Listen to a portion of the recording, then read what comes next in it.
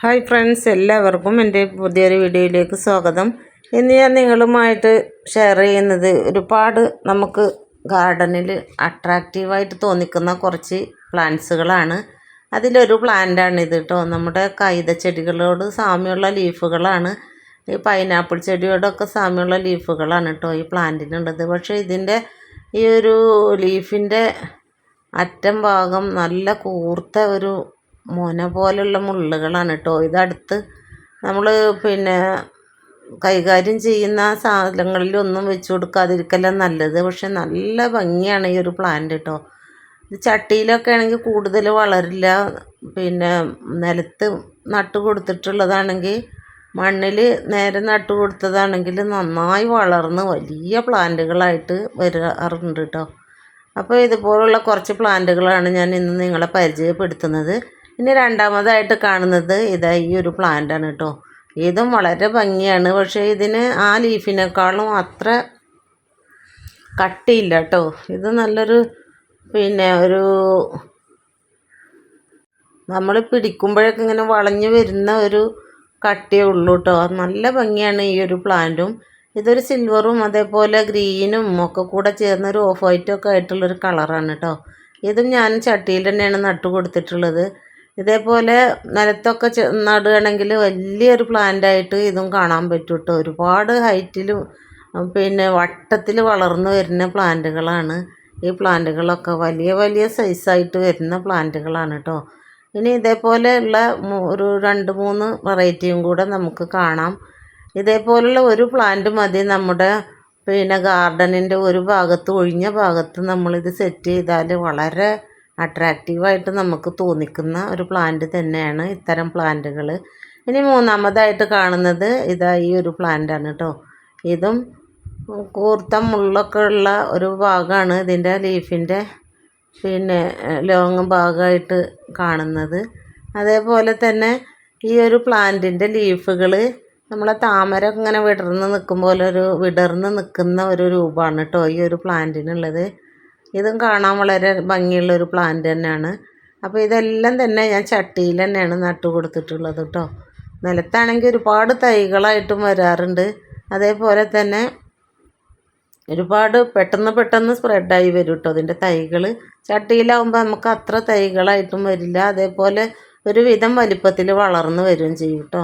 മൂന്നാമതായിട്ട് കാണുന്നത് ഇതാ ഈ ഒരു പ്ലാന്റാണ് കേട്ടോ. ഇതിനൊക്കെ ഈ എല്ലാ പ്ലാന്റ്സുകൾക്കും നല്ല സൺലൈറ്റ് ആവശ്യമുള്ള പ്ലാന്റുകളാണ് കേട്ടോ. അപ്പോൾ ഇതാണ് നമ്മുടെ പെൻഡാനസ് എന്ന് പറയുന്ന പ്ലാന്റ് കേട്ടോ.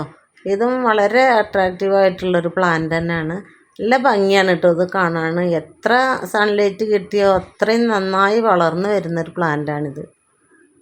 അപ്പോൾ നമ്മുടെ മതിലിലൊക്കെ ഓരോ ഭാഗത്തായിട്ട് ഇതേപോലെ ഞാൻ പോട്ടിൽ സെറ്റ് ചെയ്ത് കൊടുത്തിട്ടുണ്ട് കേട്ടോ ഇത്തരം പ്ലാന്റ്സുകൾ. അതുകൊണ്ട് വളരെ ഭംഗി തന്നെയാണ് ഈ പ്ലാന്റുകൾ കാണാനായിട്ട്. ഇത് നമുക്ക് ചെടികൾ വെക്കുന്ന ഗാർഡൻ്റെ ഒരു ഭാഗം ബോർഡറായിട്ട് വെക്കാനും വളരെ ഭംഗിയാണ് കേട്ടോ ഈ പ്ലാന്റുകൾ. കുറച്ച് വലിപ്പത്തിലാണ് ഇത്തരം പ്ലാന്റുകൾ വരാറുള്ളത്. ഞാനിതെൻ്റെ ഊഞ്ഞാലിൻ്റെ 2 സൈഡിലും ഇതേപോലെ സെറ്റ് ചെയ്തിട്ടുണ്ട് കേട്ടോ, വലിയ പോട്ടുകളിലാക്കിയിട്ട്. അപ്പോൾ നമുക്ക് ഇത്തരം പ്ലാന്റുകളുടെ തൈകൾ നമുക്ക് ഇതിൽ നിന്ന് പ്രൊപ്പഗേറ്റ് ചെയ്തെടുക്കാൻ പറ്റും. ഈ ചെടിയോടൊപ്പം തന്നെ കൂടുതൽ തൈകൾ ഇങ്ങനെ വളർന്നു വരാറുണ്ട് കേട്ടോ. അതിൻ്റെ ചുറ്റിലും നിറയെ തൈകളായിട്ട് നിൽക്കുന്നുണ്ട്. അപ്പോൾ ഇതൊക്കെ മാറ്റി നട്ട് നമുക്ക് തൈകളാക്കി എടുക്കാൻ പറ്റും. ഇത് കണ്ടില്ലേ, 2 സൈഡിലും ഞാൻ ഈ ഒരു പ്ലാന്റ് വെച്ച് കൊടുത്തിട്ടുണ്ട്.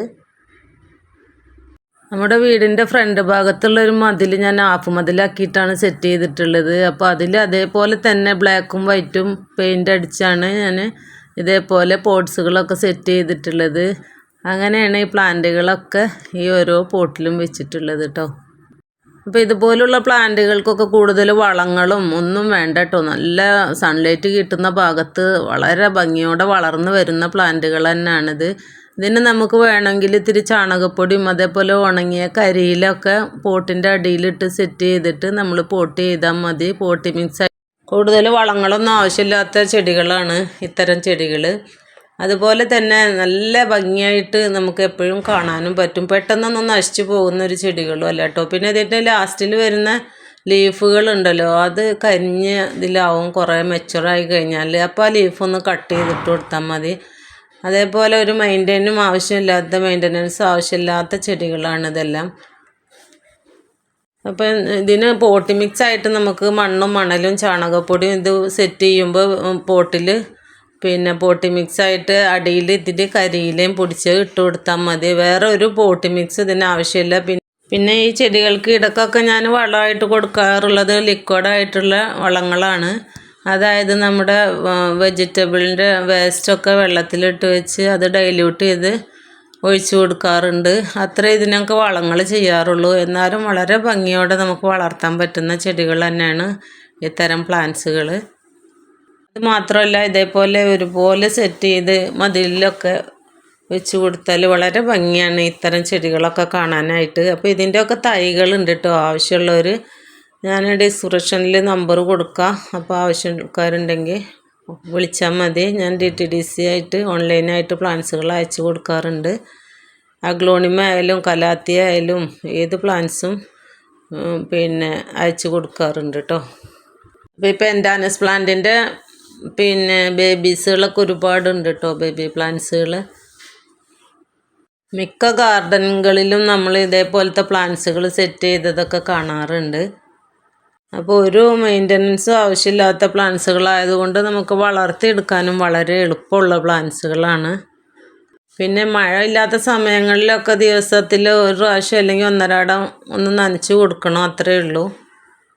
ഇത്തരം പ്ലാന്റ്സുകൾക്ക് കൂടുതലായിട്ട് ഒരു ഔട്ട്ലൈനൊക്കെ ഒരു പിന്നെ യെല്ലോ കളറ് അല്ലെങ്കിൽ വൈറ്റ് കളറ് ഇങ്ങനെയാണ് കാണപ്പെടുന്നത്.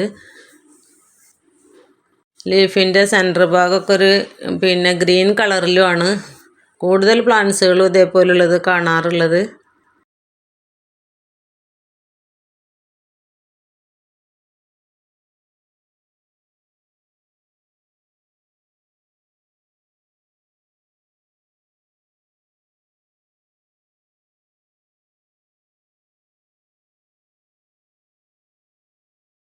സൺലൈറ്റ് കിട്ടുന്നതിനനുസരിച്ച് കൂടുതൽ കളറ് വരാറുണ്ട് ഇത്തരം ചെടികളുടെ ലീഫുകൾക്ക്.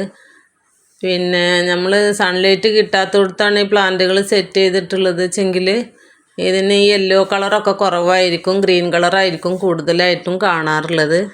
വലിയ റേറ്റൊന്നും കൊടുക്കാതെ തന്നെ നമുക്ക് വാങ്ങിച്ച് വളർത്താൻ പറ്റുന്ന നല്ല അടിപൊളി ചെടികളാണ് ഈ ചെടികളെല്ലാം തന്നെ.